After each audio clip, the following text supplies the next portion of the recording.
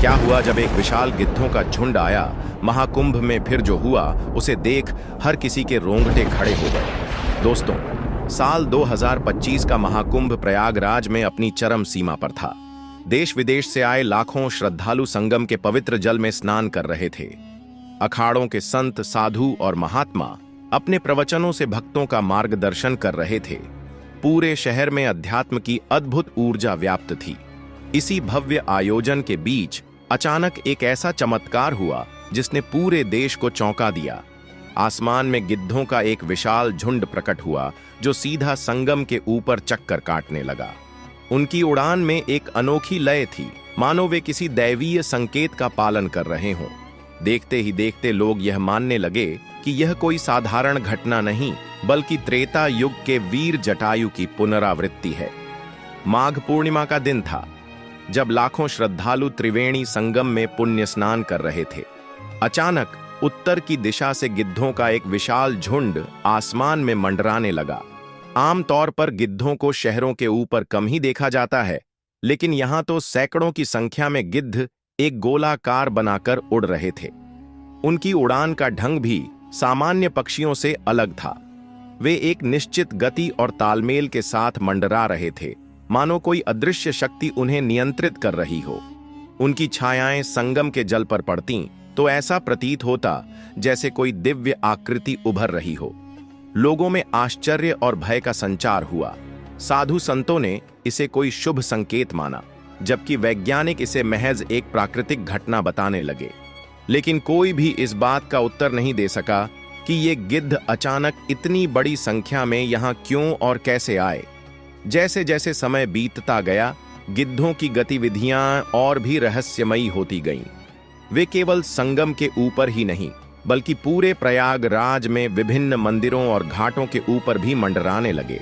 लेकिन सबसे अद्भुत घटना तब घटी जब एक विशेष गिद्ध बाकी सबसे अलग होकर नीचे उतरने लगा।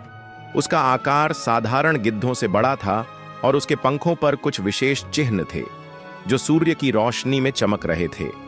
जैसे ही वह गिद्ध संगम के किनारे स्थित एक पुराने पीपल के पेड़ पर आकर बैठा, वहां उपस्थित भक्तों और संतों के मन में एक अद्भुत शांति का संचार हुआ। महाकुंभ में एक प्रसिद्ध संत महंत भास्करानंद जी भी उपस्थित थे, जो वेदों और पुराणों के महान ज्ञाता थे। जब उन्होंने उस विशेष गिद्ध को देखा तो उनके मन में एक गहरी अनुभूति जागी। वे तुरंत उस पेड़ के पास पहुंचे जहां वह गिद्ध बैठा था। भास्करानंद जी ने मंत्रों का जाप करते हुए गिद्ध की ओर ध्यान केंद्रित किया। तभी अचानक गिद्ध ने अपनी चोंच खोलकर एक गूंजती हुई ध्वनि निकाली, जो किसी सामान्य पक्षी की आवाज नहीं थी। यह ध्वनि गूंजती हुई पूरे क्षेत्र में फैल गई और कुछ ही क्षणों में सभी भक्त एक अद्भुत दृश्य के साक्षी बने। गिद्ध के पंखों के बीच एक दिव्य प्रकाश प्रकट हुआ और वह धीरे धीरे आकार लेने लगा। कुछ ही क्षणों में लोगों ने देखा कि गिद्ध के स्थान पर एक दिव्य रूप खड़ा था, एक विशालकाय दिव्य आभा से युक्त योद्धा। उसके शरीर पर सुनहरी कवच था और उसके नेत्रों में अपार तेज था। महंत भास्करानंद जी ने जैसे ही उस दिव्य योद्धा को देखा, वे स्तब्ध रह गए। उन्हें तुरंत त्रेता युग की घटना याद आई, जब जटायु ने माता सीता को रावण से बचाने के लिए अपने प्राण तक न्यौछावर कर दिए थे। उस दिव्य योद्धा ने अपनी गहरी और गूंजती हुई आवाज में कहा, हे भक्तों, मैं वही हूं जो युगों पहले अयोध्या के महान राजा श्री राम की सेवा में समर्पित था। मैं वही हूं जिसने रावण से युद्ध किया था।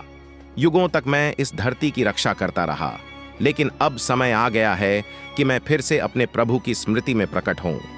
लोग विस्मय और भक्ति से भर उठे। वहां उपस्थित साधु संतों ने एक मत से इसे श्री राम का आशीर्वाद माना। पूरा क्षेत्र जय श्री राम के नारों से गूंज उठा। उस दिव्य योद्धा ने आगे कहा, महाकुंभ केवल एक साधारण स्नान नहीं, बल्कि आत्मशुद्धि और सत्य की खोज का अवसर है।